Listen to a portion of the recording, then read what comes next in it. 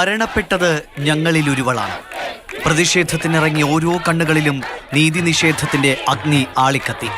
കൊൽക്കത്തയിലെ RG കർ medical കോളേജിൽ വെച്ച് അതിക്രൂര പീഡനമാണ് യുവ ഡോക്ടർക്ക് നേരിടേണ്ടി വന്നത്. അവസാന ശ്വാസം വരെ അവൾ പിടഞ്ഞു. നീതി തേടി ആയിരങ്ങൾ തെരുവിലിറങ്ങി.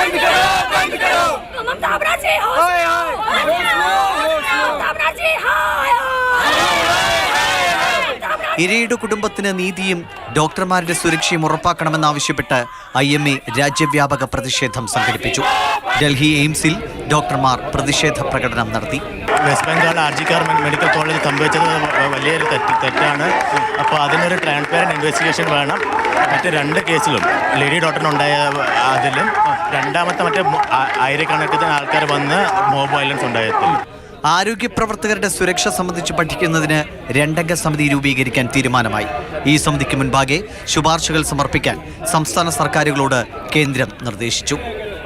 ഇതിനിടെ ബലാത്സംഗ കൊലയിൽ ചില സഹപാഠികൾക്കും പങ്കുണ്ടെന്ന് ഡോക്ടറുടെ അച്ഛൻ CBIക്ക് മൊഴി നൽകി. CBI ജോയിന്റ് ഡയറക്ടർ V ചന്ദ്രശേഖറിന്റെ നേതൃത്വത്തിലുള്ള സംഘമാണ് കേസ് അന്വേഷിക്കുന്നത്. മാതൃഭൂമി ന്യൂസ്, ഡൽഹി.